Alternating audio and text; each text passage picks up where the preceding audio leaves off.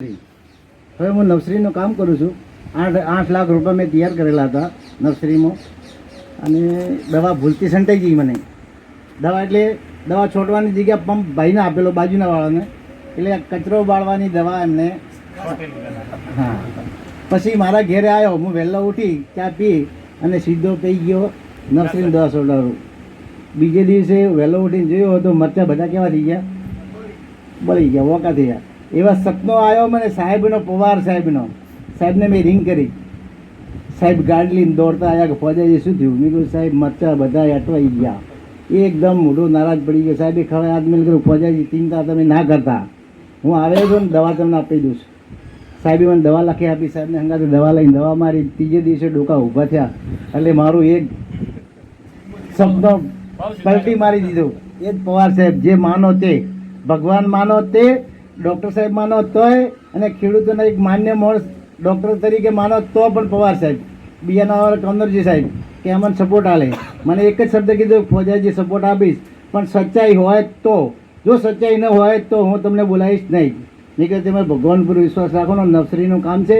નાના મોટા બાળકો મતતા હોય, એક માણસ 1500 રૂપિયા લઈ જાય, એના પાછળ 10 જણા મતતા હોય અને ખરાબ રૂપો નીકળે, એની આત્માનું દુઃખ કેટલું લાગે ભાઈ? એક વ્યક્તિની આપઘાત લાગે એવું બધું આપણને લાગે સવારે વહેલો ઉઠીને. એટલે આ તકલીફ મોટી હોય. એટલે નર્સરીમાં સારું કામ કરું, વ્યવસ્થા બંધ કરું. કુદરતી ખરાબ નીકળે તો ભગવાન ભાળે, દિલથી એકદમ રાજા. હવે બીજો નંબર એમ કહેતો હતો, આપણે બધીએ વાત કરી, ખેડૂત ખેતરોમાં જાય ત્યારે જગ્યા હાથે વાત કરે, આપણો ખેતર આપણા હાથે વાત કરે નથી કરતો. 2-3 વખત ખેડ કરો, સવારમાં વહેલા જઈને તમે હેડો તો ખબર પડે આ જગ્યા તૈયાર થઈ ગઈ. બાજુવાળા કે ભાઈ જગ્યા તૈયાર થઈ ગઈ, શું વાવવું છે? આપણને વાત કરતી હશે જગ્યા. બોલો વાત કરે આપણને ખેતી કોઈ 100% આપણો ખેતર એક ખેડ કરી હોય ને ખેતરમાં જો એટલે આપણને ખેતી ના પડતી હોય. 2-3 ખેતી થાય ને સવારમાં બટાકા જો વાવવાનો, શિયાળું વારે વાજે ત્યારે એમ મનમાં થાય કે 100% આપણી જમીન તૈયાર થઈ. એવું પાકો લાગે તમને? ખેતી આપણને પાકી બોલે, આપણી ધરતી આપણા હાથે વાત કરે છે. આપણી માં આપણને ધવરાવવા માટે મારો છોકરો ભૂખ્યો છે એમ ધરતી માતા આપણા ખેડૂતો સાથે વાત કરે, વેપારીઓ સાથે નહીં. આ સાહેબે હમણાં વાત કરી કે પથ્થરમાં હું કામ કરતો હતો, ત્યારે પથ્થરની ગાડી ભરી એને રોડ ઉપર ડર લાગતી હતી કે પોલીસવાળા પકડશે. પણ ટેટી ને તળબૂચની ગાડી પકડીને બેઠા સીધા માર્કેટમાં આવે. સાહેબ ધન્યવાદ આપો, આપણને ખેડૂતના છોકરાને કોઈ રોકનાર નથી.